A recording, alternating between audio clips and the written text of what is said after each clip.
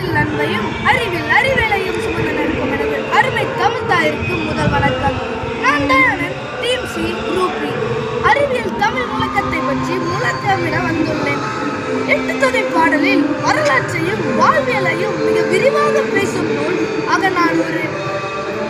காதலை பாடும் அதே வேளையில் கடல் கடந்த பணிகம், வானியல் மாற்றங்கள் மற்றும் மருத்துவ குறிப்புகள் என அறிவியல் முத்துக்களை தன்னுள் அடக்கி வைத்துள்ளது இந்த பொக்கிஷம்.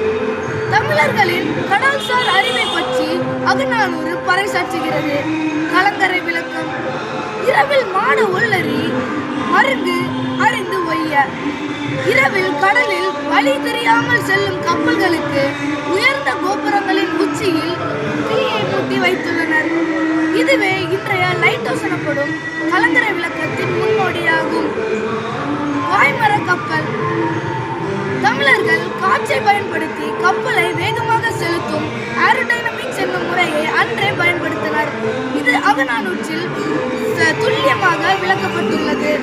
இரவு பயணத்தின் போது விண்மீனின் நிலையை வைத்து தமிழர்கள் வழியை கண்டுபிடித்தது அகநானூற்றில் குறிப்பிடப்பட்டுள்ளது. குறிப்பாக ரோகிணி விண்மீன் மற்றும் நிலாவின் நிலையை வைத்து முகூர்த்த நேரங்களை தமிழர்கள் கணித்த வானியல் நுட்பத்தில் சிறந்து விளங்கியுள்ளனர் என்பது தெரியப்பட்டுள்ளது. கோள்களின் நகர்வுகளுக்கும் பூமியின் கால மாற்றத்திற்கும் உள்ள தொடர்பை தமிழர்கள் அன்றே கண்டறிந்துள்ளனர். அகநானூற்றில் சில மருத்துவ குறிப்புகள் தரப்பட்டுள்ளது. இது நம்மை வியக்க செய்கிறது. வேப்பம்பூ போன்ற மூலிகையின் மருத்துவ குறிப்புகள் மற்றும் காயப்பட்டால் போடும் மருத்துவ குறிப்புகள் இதில் ஆங்காங்கே தரப்பட்டுள்ளது.